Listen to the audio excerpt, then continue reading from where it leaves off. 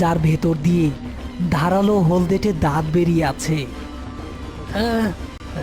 ভাইজান, ভাইজান, ও আল্লাহ, আল্লাহ আমারে বাঁচান, আমারে বাঁচান। করিমের সারা জীবনের সাহস যেন এক মুহূর্তে উবে গেছে। সে বুঝতে পারল সামনে যেটা বসে আছে সেটা কোনো মরা মানুষ নয়, সাক্ষাৎ একটা শয়তান। কাফন ছিঁড়ে সেই কুচকানো হাড়গিলে শরীরটা খাটিয়া থেকে নিচে নামার চেষ্টা করছে। তার হাড়ের ভেতর থেকে মটমট করে এমন সব শব্দ হচ্ছে যেন 20 বছর পর শরীরের জোড়াগুলো খুলছে। রতন, ওই চাকারা দৌড় দে ভাই, এইটা লাশ না, এইটা শয়তান। রতনের শরীর জমে পাথর হয়ে গেছে। সে ওঠার চেষ্টা করেও বারবার পড়ে যাচ্ছে। ঠিক তখনই লাশটা তার লম্বা ধারালো নখওয়ালা হাতটা রতনের পায়ের দিকে বাড়িয়ে দিল। এত তারা কিসের রে করিম? আমারে নতুন ঘরে নিয়ে যাবি না? আয়, আমার বড্ড খিদা। 20 বছর ধইরা তাজা রক্ত খাই না। লাশটা সাপের মতো মাটিতে বুক ঘেঁষে রতনের দিকে এগুতে থাকলো। করিম আর এক মুহূর্ত দেরি করল না। সে তার হাতে থাকা লোহার ধারালো কোদালটা তুলে সর্বশক্তিতে লাশটার বাড়িয়ে দেওয়া হাতের ওপর কোপ বসিয়ে দিল। ইয়া আল্লাহ!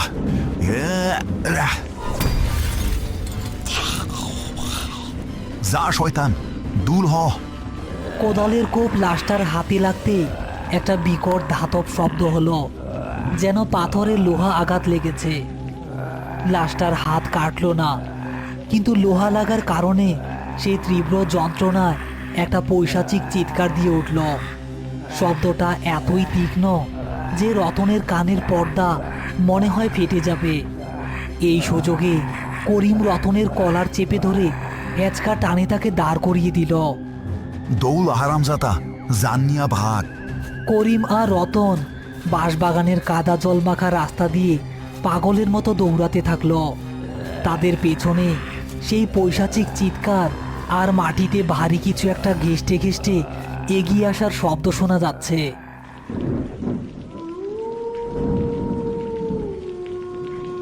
মৃত্যু মানুষের জীবনের আমোঘ সত্য, কিন্তু কিছু কিছু মানুষ বেঁচে থাকতে শয়তানের এত কাছাকাছি চলে যায় যে মৃত্যুর পরও মাটি তাদের গ্রহণ করতে চায় না। এই পাগলা ফকির ছিল তেমনই একজন। কালো জাদুর চর্চা করতে করতে সে নিজের আত্মাকে শয়তানের কাছে বিক্রি করে দিয়েছিল। আজ নদী ভাঙনের কারণে তার কবর উন্মুক্ত হয়ে যাওয়ায় সেই অশুভ শক্তি আবার জেগে উঠেছে। করিম আর রতন দৌড়াতে দৌড়াতে গ্রামের সীমানার কাছে চলে এসেছে। রতনের পা আর চলছে না। সে হাঁপাতে হাঁপাতে মসজিদের বারান্দার সিঁড়ির কাছে আছড়ে পড়ল। করিমও কোদাল হাতে হাঁপাচ্ছে।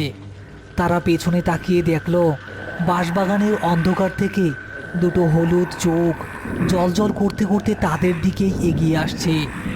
লাশটা হাঁটছে না, বরং তার হাত ও পায়ের ওপর ভর দিয়ে মাকড়সার মতো অবিশ্বাস্য দ্রুত গতিতে ছুটে আসছে। ভাইজান, ও তো আইসা পড়ল, আমা গোয়া রক্ষা নাই। হুজুর, হুজুর, ও ইমাম সাহেব, দরজা খুলেন, জিন্দা লাশ বাইর হইছে। ভেতর থেকে দরজা খোলার কোনো শব্দ হলো না। করিম বুঝতে পারল এত রাতে ভেতরে কেউ নেই, বা বৃষ্টির শব্দে কেউ শুনতে পাচ্ছে না। ওদিকে জ্যান্ত লাশটা মাঠ পার হয়ে মসজিদের সীমানার ঠিক কাছাকাছি চলে এসেছে। কিন্তু হঠাৎ সে থমকে দাঁড়ালো। মসজিদের পবিত্র সীমানার ভেতরে সে পা রাখতে পারছে না। তার হলুদ চোখ দুটো রাগে আর ক্ষোভে জ্বলজ্বল করছে। লাশটা সীমানার বাইরে থেকে তার লম্বা নখ দিয়ে মাটি খামচে ধরে আছে। করিম বুঝতে পারল তারা আজ রাত পার করতে পারবে না। মসজিদের ভেতরে ঢুকতে না পারলেও সারা রাত এখানে বসে থাকা সম্ভব নয়। আর মেম্বার সাহেব বা গ্রামের কেউ এই বৃষ্টির রাতে তাদের সাহায্য করতে আসবে না। রতন, ডর পাইস না, লোহা আর আল্লাহর কালাম এই দুইটাই শয়তানের জম। আমার লোকে আয়াতুল কুরসি পড়তে থাক।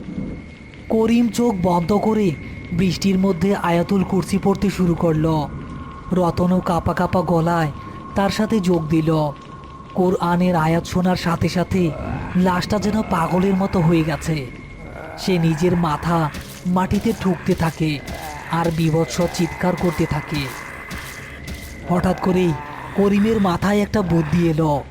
সে জানে এই শয়তানকে মাটিতে পুঁতে লাভ নেই। মাটি তাকে আগেই অস্বীকার করেছে। একে একমাত্র মেঘনার উত্তাল জলরাশি গ্রাস করতে পারবে। শোন রতন, আমি ওরে নদীর পাড়ে টাইনা নিয়ে যাবো, তুই এইখানেই থাকবি। না ভাইজান, আপনি যাইয়েন না।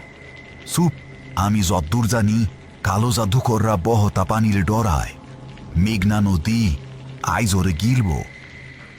করিম কোদালটা হাতে শক্ত করে ধরে এক লাফে মসজিদের সীমানা থেকে বাইরে বেরিয়ে এলো। তাকে দেখেই লাশটা বিকট শব্দ করে তার উপর ঝাঁপিয়ে পড়ার জন্য প্রস্তুত হলো। কিন্তু করিম দৌড় দিল সরাসরি নদী ভাঙন কবলিত পাড়ের দিকে। লাশটা এবার শিকারের লোভে উন্মত্ত হয়ে করিমের পিছু নিল। করিম কাদার মধ্যে আচার খেতে খেতে দৌড়াচ্ছে। পেছনে লাশটার নখের আঁচড় তার পায়ে ঠিক কয়েক ইঞ্চি দূরে মাটিতে পড়ছে। নদীর গর্জন আর বৃষ্টির শব্দ মিলে এক ভয়াবহ পরিবেশ তৈরি করেছে। করিম একেবারে নদীর পাড়ে, যেখানে মাটি ফেটে ভাঙনের সৃষ্টি হয়েছে, সেখানে এসে দাঁড়ালো। নিচে অন্তত 20 ফুট গভীর দিয়ে মেঘনার রাক্ষসের স্রোত বয়ে যাচ্ছে। লাশটা ব্রেক কষতে না পেরে সোজা করিমের দিকে লাফ দিল। যা শয়তান, জাহান নামে যা। করিম বিদ্যুৎ গতিতে পাশে সরে গেল এবং তার হাতের লোহার কোদাল দিয়ে লাশটার বুকে সজোরে এক আঘাত করল। কোদালের ধাক্কায় লাশটার ভারসাম্য হারিয়ে ঠিক নদীর পাড়ের ফাটা মাটির ওপর গিয়ে পড়ল। সেই মুহূর্তেই এক বিরাট মর্মর শব্দ হলো। নদীর পাড়ের ওই বিশাল মাটির খণ্ডটা আর লাশের ভার সহ্য করতে না পেরে মাটি ধসে সরাসরি উত্তাল মেঘনার বুকে গিয়ে পড়ল। পড়ার ঠিক আগ মুহূর্তে লাশটা করিমের দিকে তার হলুদ চোখ তুলে তাকাল।